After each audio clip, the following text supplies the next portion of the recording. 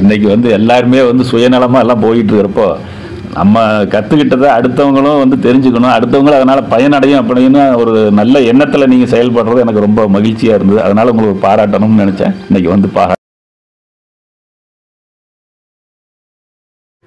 இயற்கை விவசாயத்தில் மாபெரும் வெற்றி அடைஞ்சதுக்காக வாழ்த்துக்கள். நன்றிங்கண்ணா, நன்றிங்கண்ணா. உங்களுக்கு என் பேர் சதாசிவம். நாமக்கல் மாவட்டம் திருச்செங்கோடு வட்டம் பட்லூர் கிராமத்துலேருந்து வரேங்க. இப்போ வந்து இது வரைக்கும் செயற்கை விவசாயம் தான் செஞ்சுக்கிட்டு இருக்கோம். இப்போ வந்து உங்களுடைய விவசாய முறைகளை பார்த்துட்டு நாமளும் அதில் ஈடுபடலாம் அப்படிங்கிற ஒரு எண்ணத்தில் வந்துருக்கோம். அதுக்காக வாழ்த்து தெரிவிக்கலான்னு போவாங்க. கண்டிப்பாக கண்டிப்பாங்க.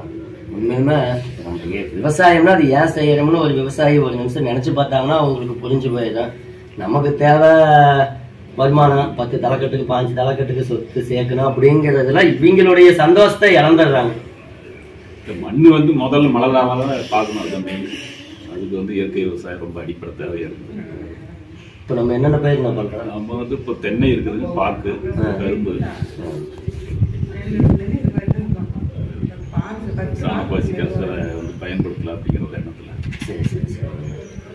அந்த சாணப்பாசி கரைசலுங்கிறது விவசாயியே தயாரிச்சுக்கலாம்.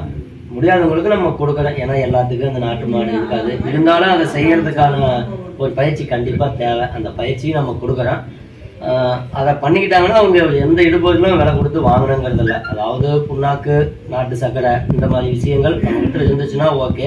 இல்லைன்னா அப்புறம் வெளியில் வாங்கி நம்ம பயன்படுத்திக்கலாம். பார்த்தீங்கன்னா இப்போ இயற்கை விவசாயம்னு எடுத்துக்கிட்டோம்னா முன்ன ஜீவாமிர்தம், பஞ்சகாவியா, மீனமில்லாம் இதெல்லாம் வந்து நம்ம தயார். பார்த்தீங்கன்னா இப்போ நம்ம அந்த ஜீவாமிர்தம், பஞ்சகாவியாவுக்கெல்லாம் நமக்கு செலவு அதிகம் ஆகுது. இப்போ நாட்டு மாடு இருந்தால் தான் பண்ண முடியும். அதுக்கு வந்து நெய் வேணும், பால், மோர் இந்த மாதிரி தேவைப்படுறதுனால அது நாட்டு மாடு இல்லை அப்படிங்கிற பட்சத்தில் வெளியில் வாங்கி வாங்கி நம்ம பண்ணும்போது செலவு அதிகமாகிடுது. இது வந்து அதுக்கு மாறா நம்ம இடுபொருள் செலவை குறைப்பதற்காக தான். இப்போ நீங்கள் கெமிக்கல் விவசாயமே பண்ணிக்கிட்டு வந்தாலும் 100% பண்ணுறீங்கன்னா ஒரு 50% பண்ணிக்கிட்டு இதையும் நம்ம கலந்து கொடுத்துட்டு வரலாம். அப்புறம் 25%, அப்புறம் அப்படியே கொஞ்சம் கொஞ்சமாக நமக்கு ரிசல்ட் வர வர கெமிக்கலை குறைச்சிக்கிட்டு இது அதிகம் பண்ணி விட்டுறலாம். இப்போ நம்மக்கிட்ட வசதி இருக்குது, நம்ம கெமிக்கல் தேவையில்லை, அந்த அளவுக்கு நம்ம இடுபொருள் சேர்த்து கொடுத்துக்கலாம். இப்போ புண்ணாக்கு, சாணக்குப்பை, பலதானி விதைப்பெல்லாம் நல்லா விதைச்சு விட்டோம் அப்படின்னோம்னா நமக்கு அந்த சத்து கிடைச்சிடும். அதை செய்ய முடியாத பட்சத்துக்கு ஒரு 50%, 25% நம்ம குறைச்சிக்கலாம். எதுவுமே நம்ம செய்யற முறையில தான் இருக்கு. இல்லை நமக்கு சுத்தமாக அது கெமிக்கலே தேவையில்லை அப்படின்னாலும் அது ஒரு பெரிய விஷயமே கிடையாது. கொஞ்சம் நம்ம சேர்த்து செலவு பண்ணுற மாதிரி வரும். ஒரு 2 தடவை பலதானி விதைப்பு விதைச்சோம் அப்படின்னோம்னா உங்களுக்கு அந்த மண் வந்து வளமாக மாறிடும். ஏன்னா நம்ம கொடுக்க வேண்டியது இயற்கை விவசாயம்னாவே மண்ணுக்கு தான். நாம் கொடுக்க வேண்டியது மண்ணுக்கு, செடிக்கல்ல. அந்த ஒரு கான்செப்டை புரிஞ்சுக்கிட்டோம்னா நம்ம காட்டில் நுண்ணுயிரி, மண்புழு வந்துருச்சுனாவே ஆட்டோமேட்டிக்காக இடுபொருள் செலவு குறைஞ்சு போயிடும். காற்றுல இருக்கிற சத்து, மண்ணில் இருக்கிற சத்து, சூரிய ஒளியில் இருக்கிற சத்தை பூராமே இந்த நுண்ணுயிரிகள் தான் நமக்கு செடிகளுக்கு எடுத்து கொடுக்குது. அப்போ அங்கே அந்த இடத்துல நம்ம நுண்ணுயிரிக்கான உணவு தானே கொடுக்கணும். மக்கள் அதை புரிஞ்சுக்கிறது இல்லை. என்னோட செடிக்கு அதை கொடுக்குறேன், இதை கொடுக்குறேன்னு வெளியில் வாங்கி கொடுத்து நம்ம செலவு பண்ணிக்கிறோம்.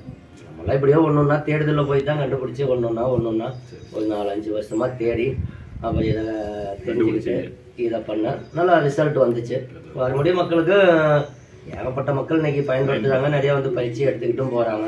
ஏன்னா இதில் நமக்கு செலவில்லை, எல்லாம் மல்டிப்ளை பண்ணிக்கலாம். 1 லிட்டர் வாங்கிட்டு போறோம் அப்படின்னோம்னா 2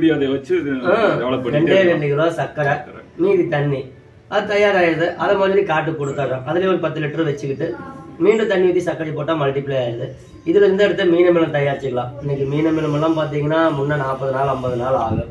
இது 10 to 15 நாளையிலேயே தயாரிச்சிடலாம். செலவும் பார்த்தீங்கன்னா உங்களுக்கு 4ல் 1 பங்கு தான் செலவு. 20 கிலோ கழிவு போடுறோம்னா முன்னே 20 கிலோ சர்க்கரை போடணும். நம்ம 4 கிலோ 5 கிலோ சர்க்கரை போட்டோம்னாவே தயாராகிக்கு. அப்புறம் பொட்டாஸ் எல்லாம் பார்த்தீங்கன்னா இன்னைக்கு வாழைப்பழத்தில் தயாரித்து கொடுத்துட்டு இருக்கிறோம். அது இந்த தேங்காய் எண்ணெயை பால் மாதிரி மாற்றி கொடுத்துட்டு இருக்கிறோம். இதுக்கு முன்னாடி நம்மளதெல்லாம் கிழங்கு பார்த்தீங்கன்னா 26 பாயிண்ட் 27 பாயிண்ட் வந்துட்டாவே கெட்டி. ஏன்னா இப்போ கிழங்கு போட்டால் 10 வருஷம் ஆயிடுச்சு. இப்போ இயற்கையில் இந்த வருஷம் தான் ஃபர்ஸ்ட் போட்டிருக்கா. 32 பாயிண்ட் 30 to 32 பாயிண்ட் வருது. 31, 31 இந்த ரேஞ்சுக்கு வருது. என்ன வெரைட்டி இது? தாய்லாந்து. இதுக்கு முன்னாடி அந்த அளவுக்கு நமக்கு பாயிண்ட் இல்லை. இதுல இப்போ நம்ம ஆத்துல தண்ணியில் பார்த்தீங்கன்னா 4 மாசமா தண்ணி இல்லை, தண்ணியும் கொடுக்கல. ஸ்ப்ரே தான் அந்த சாணப்பாசி கரைசல், மீனமிலம், புண்ணாக்கு கரைசல் ஸ்ப்ரேவில் தான் கொண்டு வந்தேன். அந்த அளவுக்கு மண் வளமா மாறினதுனால, பொதுவதுப்பு இருந்ததுனால நமக்கு ஈல்டுங்கிறது நான் புடுங்கினா தான் தெரியும். ஏன்னா இப்போ 4 மாசம் தண்ணி இல்லை அப்படிங்கிறது அது காஞ்சி போக வேண்டிய ஒரு பயிரை வந்து நம்ம ஏமா காப்பாற்றி கொண்டு வந்திருக்கேன். இதுல எவ்வளவு வந்தாலும் நமக்கு லாபம் தான். ஏன்னா காஞ்சி வந்தால் நம்ம இதை ஒன்றும் பண்ண போறதில்ல. அதனால இப்போ இதுலயே நம்ம நுண்ணூட்டமும் தயாரிச்சுக்கலாம். பயன்படுத்துறதுனால உங்களுக்கு தண்ணி சிக்கனமும் வருது. ஆனால் மண்ணு பொதுன்னு ஆயிருங்க.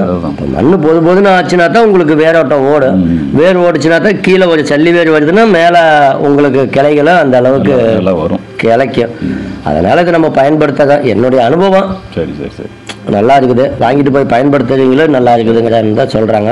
இப்போ நீங்கள் வாங்கிட்டு போயிட்டு உங்களுடைய சொல்லுங்கள். மறுபடியும் நம்ம காட்டிலே ஒரு வீடியோ எடுத்து மக்களுக்கு, ஏன்னா இப்போ நீங்கள் அங்கே பண்ணும்போது உங்கள் ஏரியாவெல்லாம் உங்களை கான்டாக்ட் பண்ண ஆரம்பிச்சிடுவாங்க. நம்ம ஒரு விதை போட்டுட்டோம் அப்படின்னோம்னா அது விருட்சமாக வளர்றதுக்கு அடுத்தடுத்து அவங்க தெரிஞ்சுக்குவாங்க. நமக்கு புரிதலுக்கு ஈஸியாக இருக்குது. கண்டிப்பாக கண்டிப்பாக விவசாயிகள் மேலே இவ்வளோ ஒரு மரியாதை கொடுத்து விவசாய கவனிச்சதுக்கு உங்களுக்கு மறுபடியும் ஒரு நன்றி. இன்னைக்கு வந்து எல்லாருமே வந்து சுயநலமா எல்லாம் போயிட்டு இருக்கிறப்போ நம்ம கத்துக்கிட்டதை அடுத்தவங்களும் தெரிஞ்சுக்கணும், அடுத்தவங்களும் அதனால பயனடையும் அப்படின்னு ஒரு நல்ல எண்ணத்துல நீங்க செயல்படுறது எனக்கு ரொம்ப மகிழ்ச்சியா இருந்தது. அதனால உங்களுக்கு பாராட்டணும்னு நினைச்சேன். இன்னைக்கு பாராட்டினேன். கண்டிப்பா தொடர்ந்து உங்களுடைய இன்னும் பல முயற்சிகள் வெற்றி அடைய என்னுடைய வாழ்த்துக்கள். அது பல மக்களுக்கு போய் இன்னும் சேரணும். கண்டிப்பா அதுக்காக இறைவனை பிரார்த்திக்கிறேன். நன்றி.